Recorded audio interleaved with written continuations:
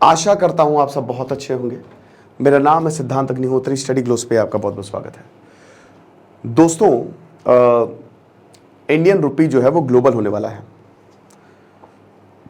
पूरी दुनिया में इसकी ख्याति जो है वो फैलने वाली है। टाइम्स ऑफ इंडिया का ये बहुत ही अच्छा एडिटोरियल है और मैं आपको समझाऊंगा डी डॉलराइजेशन अगर एसडीआर में आ गया तो मेरे ख्याल में हम सबको नाचना चाहिए सड़कों पे। आरबीआई के जितने लोग हैं उनको भी डांडिया करना चाहिए, क्योंकि इससे ज़्यादा खुशी की बात होगी नहीं। मैं तो सच में नाचूंगा, लेकिन अगर ऐसा हो जाए तो हो जाए, बट उस पर बहुत सारी चीज़ें डिपेंड करती है। इकनॉमी के लिए जीएस पेपर 3 के लिए बड़ा ही इंपॉर्टेंट रहेगा ये। तो डार्क साइकोलॉजी का जो कोर्स है हमारा, डार्क 40 कूपन कोड यूज़ करिए, मात्र 600 रुपये का ये आपको कोर्स मिलेगा। 1000 रुपये का कोर्स, 600 रुपये का, लाखों का मॉड्यूल हम इतने कम पे लेके आए हैं। अब काउंटडाउन शुरू हो गया है, उल्टी गिनती शुरू हो गई है। मैनिपुलेट होने से आप बच जाएंगे। साइकोलॉजिस्ट डॉक्टर मयूरिका दास 20 जुलाई को ये सेशंस लेंगे कि एक सेशन 2.5 घंटे का होगा। मतलब मैनिपुलेशन आप यूज कर सकेंगे इस टेक्निक को इन पॉजिटिव वे, ठीक है, बचने के लिए। ओके, चलो शुरू करते हैं। तो देखो, सबसे पहले तो हम सबको पता है कि रुपया कितना जरूरी है, उससे ज्यादा पता है कि डॉलर कितना जरूरी है ना। डॉलर की अगर बात करें तो पहले तो देखो, अभी एक इंटर डिपार्टमेंटल ग्रुप जो आरबीआई का है उसने अक्टूबर 2022 में एक रिपोर्ट सबमिट की और उसमें यह बताया कि भारतीय रुपया ग्लोबल हो सकता है। पहले था, पहले एंशिएंट इंडिया में हम पूरी दुनिया से ट्रेड करते थे, तो हमारी जो करेंसी थी, हमारे जो गोल्ड कॉइन्स थे वो आपको रोम में मिले हैं, आपको पता है, रोमन एम्पायर में मिले हैं। लेकिन अभी कुछ ऐसा वक्त का फेर है कि ये हो नहीं पाया दोबारा। होने को तो छोड़िए, इस समय रुपया अपने सबसे निचले स्तर पे है, 82 रुपए के करीब है ना। $1 इक्वल टू 82 रुपए, ठीक है। तो अगर हम बात करते हैं, ये जो रिपोर्ट आई है इसमें क्या है, सबसे पहले तो बेनिफिट्स क्या है ग्लोबलाइज्ड करेंसी के, मैं आपको एक एक चीज समझा देता हूं, ठीक है। Increasing the use of rupee in cross border transaction. Cross border transaction क्या हम किसी देश के साथ कर रहे हैं? बिल्कुल कर रहे हैं। कुछ साउथ ईस्ट एशियन कंट्रीज के साथ हमने करेंसी स्वैप एग्रीमेंट किया है, मतलब हम रुपी में ट्रांजैक्शन कर रहे हैं, बट हम दुनिया में नहीं कर सकते, ठीक है। एसडीआर बहुत इंपॉर्टेंट है, स्पेशल ड्रॉइंग राइट्स, मैंने बहुत अच्छे से समझाया एसडीआर क्या होता है। आईएमएफ में कोटा सिस्टम चलता है। वर्ल्ड वॉर 2 जब खत्म हुआ तो पूरी दुनिया ने आईएमएफ और वर्ल्ड बैंक बनाया। दोबारा कोई भी, क्योंकि वर्ल्ड वॉर 2 के दौरान सारे देश बिक गए तो पूरी दुनिया डूबे ना अब। तो अब आईएमएफ क्या करती है, कोई भी देश डूबने वाली होती है उसको पैसा देती है। जैसे अभी पाकिस्तान डूबने वाला था, पाकिस्तान को पैसा दिया, हालांकि वो एक स्टैंड बाय एग्रीमेंट था, लेकिन ऐसे वो एक्सटेंडेड फंड फैसिलिटी करके एक उनका प्रोग्राम होता है, उसके तहत वो billions and billions of dollar डालती है और शर्तें लगाती है कि ये तुमको करना पड़ेगा। आईएमएफ को कौन पैसा देता है? पूरी दुनिया आईएमएफ को पैसा देती है, ठीक है। जो जितना आईएमएफ को पैसा देगी उतना कोटा होगा, उतना उसको, जैसे अमेरिका का 17.5%, 16.5% के करीब कोटा है। यानी कि जो भी डिसीजन होगा अमेरिका से पूछ के लिया जाएगा, जो मेंबर्स है ना उनसे पूछा जाता है, वो वोट डालते हैं, समझ रहे हो। भारत का कोटा बढ़ गया है, अभी 2.63% के करीब आ गया है। तो ये एसडीआर है एक तरीके से, और इसी के हिसाब से आपको लोन वोन मिलता है, समझ रहे हो। ये आपकी एक टोकन है एक तरीके से, एक सिंबलाइजिंग करेंसी है। ये करेंसी नहीं है, बट करेंसी होके भी आईएमएफ की करेंसी है ये। तो अब एसडीआर में 5 करेंसीज आती हैं। आपका जापानी येन आता है, आपका पाउंड स्टर्लिंग आता है, आपका चाइना रेनमिनबी आता है, ठीक है, युआन, आपका यूरो आता है और आपका डॉलर आता है। अगर आपको एसडीआर में कोई करेंसी चाहिए, जैसे भारतीय रुपये को अगर शामिल होना है, तो 2 क्राइटेरिया है। एक तो पूरी दुनिया के सबसे ज्यादा ट्रेड आप कर रहे हो, टॉप 5 जो पूरी दुनिया में ट्रेड हो रहे हो उसमें आपका नाम हो। अब ये जो देश मैं बता रहा हूं, ये पूरी दुनिया में टॉप 5 ट्रेडिंग पार्टनर है, इसीलिए इनकी करेंसी है। जाहिर सी बात है, जब दुनिया आपसे बहुत ज्यादा ट्रेड करेगी, आपसे बहुत ज्यादा कुछ खरीदेगी, आप हद से ज्यादा पूरी दुनिया को बांट रहे हो, तो वो आपकी करेंसी में खरीदेगी ना, इसका मतलब आपकी करेंसी पावरफुल है ना।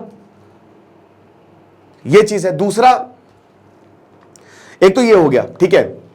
और सेकेंडली जो होता है, अगर मान लीजिए कि आपकी करेंसी जो है वो बहुत ही स्टेबल होनी चाहिए एक तो।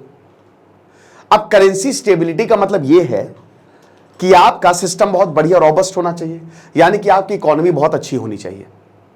ओके, तो अगर आपकी इकोनॉमी अच्छी है, बहुत तगड़ी है, आप जबरदस्त एक्सपोर्ट करते हो, पूरी दुनिया में आप डील करते हो, तो आप अपनी रुपया को एसडीआर में या आईएमएफ की बास्केट ऑफ करेंसीज में ला सकते हो। और अगर ऐसा हुआ तो पूरी दुनिया आपकी करेंसी से ट्रेड कर सकती है। और अगर ऐसा हुआ तो आप भी इकोनॉमिक सुपर पावर बन जाओगे, आप डेवलप्ड कंट्री हो जाओगे, या तो डेवलपमेंट की तरफ चले जाओगे। लेकिन यह करना मुश्किल है, क्योंकि पहली बात तो कोई तुमसे क्यों ले, या तो इतना एक्सपोर्ट करो तुम, या तो मैंने क्या बताया कि बहुत ही ज्यादा प्रोडक्शन करो, भयानक इकोनॉमी बना लो। चाइना ने बहुत एक्सपोर्ट करता है वो। अभी देखिए चाइना ने अपनी चिप वॉर्स, आपने सुना होगा, गैलियम जर्मेनियम को उसने रोक दिया है। तो चाइना हर एक चीज में एक्सपोर्ट कर रहा है, इसीलिए चाइना की करेंसी उस एसडीआर में है। और चाइना डेवलप्ड भी है। आप जाके चाइना देखिए, मैं गया नहीं हूं लेकिन मुझे पता है कि कितना भयानक डेवलपमेंट है। बहुत सारे दोस्त मेरे वहां पे रहते हैं। तो अगर हम क्या करेंगे, ग्लोबलाइज करेंसी का मतलब यही है ना कि आपकी करेंसी, देखिए पैसा है, आज डॉलर की वजह से ही जो है वो अमेरिका उड़ रहा है, पैसा जितना ज्यादा, क्योंकि आप हर एक चीज डॉलर में, आप बाहर जाते हो आपको अपना रुपया डॉलर में कन्वर्ट करवाना पड़ता है। उज्बेकिस्तान में तो आपको बता दूं कि लोग डॉलर के पीछे इतना पागल हैं कि आप मतलब समझ लीजिए कि 20,000 अगर आप मतलब करेंसी में भूल गए उज्बेकिस्तान की, सोम है क्या, सोम है शायद ना, शायद, मैं ध्यान नहीं है, बट जितना भी आप करेंसी दे दो वो डॉलर, आप मतलब वो $1 के लिए आपको बहुत सारे सोम्स दे देंगे। यानी कि अगर आप वहां पे शॉपिंग करने जा रहे हो, आप वहां पे रहने जा रहे हो, अगर आपके पास डॉलर है तो वहां पे ऑफलाइन मार्केट्स हैं कि खूब पैसा ले लो भाई, तुम ऐश करो, हमको डॉलर दे दो, ये मांग है डॉलर की। तो आप कहीं पे भी जाते हो ना, आपको डॉलर में कन्वर्ट करवाना पड़ता है, ठीक है। लेकिन इसका मतलब ये है कि डॉलर बड़ा पावरफुल हुआ। तो आप मान लीजिए अगर रुपया है आपके पास, जैसे एग्जांपल के तौर पे, अगर आप अमेरिका जा रहे हो आपको डॉलर में कन्वर्ट करवाना, अगर आप ऑस्ट्रेलिया जा रहे हो आपको डॉलर में कन्वर्ट करवाना, चाइना जा रहे हो तो आपको युआन में, जहां से भी ट्रेड करना है आपको। अब मान लो कि हमारे पास रुपया है, हम रुपया ही लेके अमेरिका चले जाए तो कितना बढ़िया है, मस्त, कोई टेंशन नहीं। तो ये होगा बेनिफिट सबसे बढ़िया। तो समझ रहे हो कि आप बिजनेस सीधा सीधा रुपया में कर सकते हो, कोई टेंशन की बात नहीं है। तो increasing the use of rupee in cross border transaction and opening of currency settlement है वेरियस एडवांटेज। सबसे पहला एडवांटेज क्या, ये रिपोर्ट में इन्होंने छापा था, ठीक है। Most important, it means reduce dependence on foreign currency.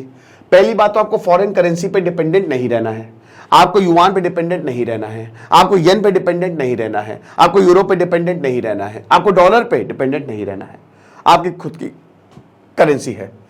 It also implies greater financial integration with the rest of the world, क्योंकि अब पूरी दुनिया ने आपकी करेंसी को एक्सेप्ट कर लिया है। दैट मीन्स बहुत ही जबरदस्त फाइनेंशियल इंटीग्रेशन हुआ है आपका दुनिया के साथ। Diversification of reserve is another benefit, ठीक है। आपके रिजर्व्स डाइवर्सिफाइड है, ठीक है। आपको पता ही है कि आरबीआई को रिजर्व्स रखने पड़ते हैं, ठीक है। फॉरेन एक्सचेंज हो गया, गोल्ड हो गया, एसडीआर हो गया, तो इसका भी डाइवर्सिफिकेशन में बहुत ज्यादा मदद करेगा। India has made appreciable progress in terms of capital account convertibility. Capital account convertibility क्या होता है, दो होते हैं, current account convertibility, capital account convertibility. जब भी हम ये बोलते हैं कि एक्चुअल में भारत ये करेगा कैसे, तो इसमें सबसे पहले कैपिटल अकाउंट कन्वर्टेबिलिटी को भी देखा जाता है। मतलब क्या है, जैसे करंट अकाउंट कन्वर्टेबिलिटी मतलब ये है कि करंट अकाउंट आपके बिजनेस के लिए होता है, एक्सपोर्ट इंपोर्ट। अब मैंने क्या बताया कि हर एक चीज में आपको डॉलर में कन्वर्ट करना पड़ता है। तो आप डॉलर में कन्वर्ट ना किए हुए, मान लीजिए कि कोई चीज आप यहां पे एक्सपोर्ट कर रहे हो, वहां पे डॉलर है, यहां पे रुपया है, तो आपको सीधा वो ऐसे ही आ जाएगा। मुझे अगर मैं जब भेज रहा हूं कोई चीज, तो रुपए डॉलर का कन्वर्जन है ही नहीं, वो सीधा रुपए में ही चला जाएगा, ठीक है। अब कैपिटल अकाउंट क्या हुआ, अब जैसे मान लीजिए कि वहां का कोई कैपिटल मतलब क्या, कोई एसेट हो गया। अब जैसे भारत का ही कोई वहां पे इन्वेस्ट करेगा।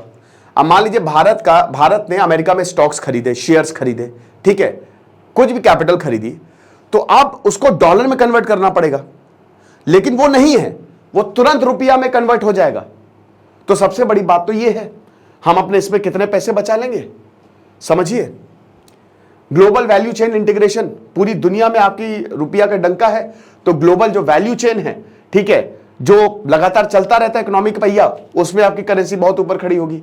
Setting up of GIFT City, international finance tech city, जो कि गुजरात में अभी बन रही है। The higher usage of INR is invoicing and settlement of international trade as well as in capital account transaction will give INR progressively international presence. तो पूरी दुनिया में इस चीज से रुपया जो है वो प्रेजेंट हो जाएगा। Over the long term India will achieve better trade linkage with other country. With that and with better macroeconomic parameters, the group believe that rupee could reach a level where it will be widely used as vehicle currency. Vehicle currency वो होती है जो बाकी currency को ले जाता है, ठीक है। मतलब जैसे होगा क्या कि बहुत सारी दुनिया अपनी करेंसी को पेग करेंगे। जैसे अभी नेपाल का जो रुपया है वो भारत से पेग्ड है, मतलब एक तरीके से कि अगर जैसे अभी पूरी दुनिया की करेंसी डॉलर से पेग्ड है, यानी कि अगर डॉलर डूबेगा तो सब जाएंगे, पूरी दुनिया जाएगी, ठीक है, क्योंकि वो डॉलर ही उनके लिए सब है, डॉलर से ही सब कुछ ट्रेड होता है। ऐसे ही पूरी दुनिया अगर रुपया से पैक करने लगी तो रुपया as a vehicle currency use होगा, समझ रहे हो, यानी कि पूरी दुनिया की करेंसी को रुपया लेके जाएगा। कहां पे करना है, क्या ट्रेड करना है, रुपए है ना, हम हैं, हम ट्रेड करेंगे, ये हिसाब किताब है, ठीक है। तो द आईडीजी रिकमेंडेशन दैट रूपी be included in international SDR basket. लेकिन मैंने क्या बताया कि एसडीआर बास्केट पे सबसे पहले तो आपकी इकोनॉमी को बहुत ग्रो करना पड़ेगा। अब भारत की अभी 7th और 6th में हमेशा जंग चलती है, कभी 6th लार्जेस्ट हो जाता है, कभी 7th लार्जेस्ट हो जाता है। लेकिन देखिए भारत की इकोनॉमी अभी उस लेवल पे तो है नहीं, बट भारत का मार्केट बहुत बड़ा है, ठीक है। लेकिन इसी मार्केट की वजह से मुझे लगता नहीं अभी IMF इतनी जल्दी ये करने देगा। What does RBI say about international rupees? The size of an economy combined with the scale of external trade has a direct bearing on internationalization of its currency. The IDG feel that rupee has the potential to become an international currency as India is one of the fastest growing countries and has shown remarkable resilience even in the face of major headwinds. देखो वो तो इसीलिए है ना कि देखो रुपया हमारा स्टेबल था, जहां पाकिस्तानी रुपया 280 रुपए पे है, $1 = हमारा रुपया स्टेबल है। तो बहुत मुश्किलें आई, हमारा रुपया स्टेबल है, हम ग्रोइंग मार्केट है, हम ग्रोइंग इकोनॉमी है, तो उस हिसाब से जो करेंसी है हमारी उसको डेफिनेटली पूरी दुनिया में मान्यता मिलनी चाहिए। लेकिन इसमें एक दिक्कत है, दिक्कत यही है कि हमारी इकोनॉमी अभी हम पूरी दुनिया में उतना ट्रेड नहीं करते, अभी भी हमारा फिस्कल डेफिसिट काफ़ी अच्छा खासा है, बट अमेरिका का भी है। लेकिन मुझे लगता है कि भारत की अगर रुपया इंटरनेशनल हो जाए तो उसमें बाकी लोगों को भी बहुत फायदा है। भारत एक बहुत बड़ा मार्केट है। देखिए हम हमेशा भूल जाते हैं कि जो हमारा अनऑर्गेनाइज सेक्टर है वो हमेशा भारत को संभाल लेता है। हमको ये कभी नहीं भूलना चाहिए कि हमारी ज्योग्राफी इस तरीके की है कि हम कभी भूखे रह ही नहीं सकते, हम हमेशा ग्रो करते रहेंगे, ये चीज़ है। Among other things, the internationalization of rupee is expected to lower transaction cost, promote international trade, and reduce hedging expense. While the rupee currently account for a 2% of global currency market turnover, अभी हमारा रुपया जो है बहुत कम है, 2% ही है। The framework could be particularly beneficial for trade partners such as Russia, Saudi, Nigeria, and UAE. इस समय इसलिए भी बहुत बढ़िया है क्योंकि जितने भी देश है ना ये अमेरिका से दूर जा रहे हैं, रशिया के अमेरिका से बन नहीं रही है, रशिया भारत से ट्रेड बढ़ा रहा है। तो माइट बी पॉसिबल कि रशिया जो है हो सकता है रूपी को बोलते कि भाई चलो करेंसी स्वैप एग्रीमेंट कर लेते हैं, बढ़िया है, ठीक है, ये सही है। लिक्विडिटी भी देखिए आपको करना क्या है, एक तो कैपिटल अकाउंट कन्वर्टेबिलिटी, लेकिन इसके बिना भी काम चल सकता है। लिक्विडिटी बहुत ज्यादा जरूरी है कि क्या उतना पैसा आप दे रहे हैं और उस पैसे की कीमत है। हालांकि केस बाय केस पे आ सकता है, जैसे मान लीजिए अगर आपने किसी से भी बायलैटरल या करेंसी स्वैप एग्रीमेंट साइन किया है तो उस पर हम देख सकते हैं कि कितनी लिक्विडिटी जो है उस मार्केट में होनी चाहिए, ये भी सही है, ठीक है। उसके बाद ये हो गया कैपिटल अकाउंट कन्वर्टेबिलिटी, लिक्विडिटी हो गया। फिर व्हीकल करेंसी तो मैंने आपको बताया ही, ठीक है, कि पेगिंग कि कितने देश एग्री होते हैं कि आपकी करेंसी से जो है वो पेग कर सके हम। रेगुलेशन तगड़ा होना चाहिए। अभी भारत फेमा पर रिलाई करता है, बट स्टिल जब तक आपका मतलब ठीक है, फेमा अच्छा है, बढ़िया है। और सबसे बड़ी बात है कि अभी हमने क्रॉस बॉर्डर जो एक्सचेंज हो रहा है हमारा, जैसे हमारे पास NEFT है, हमारे पास RTGS है, हमारे पास UPI है, तो अब पैसे ट्रांसफर में कोई दिक्कत नहीं आएगी। हमने अपने सॉफ्टवेयर को बहुत तगड़े तरीके से अपडेट किया है। तो इन चीजों की बदौलत अगर इन चीज पे हम और अच्छे से काम कर लेते हैं तो डेफिनेटली रुपया जो है वो ऊपर जा सकता है। लेकिन अगेन ये डिपेंड करता है IMF पे, और उस IMF का डिसीजन डिपेंड करता है भारत पे कि वो अपनी इकोनॉमी कितनी तेजी से बढ़ाता है। तो ये हिसाब किताब है। हालांकि अभी सरकार का जो डिसीजन है, मैं सरकार यही दिक्कत है ना कि सरकार को अगर इंडियन इकोनॉमी को बढ़ाना है तो स्टार्टअप को बढ़ाना होगा, और स्टार्टअप बढ़ रहा है लेकिन सरकार का बहुत ज्यादा सपोर्ट नहीं है।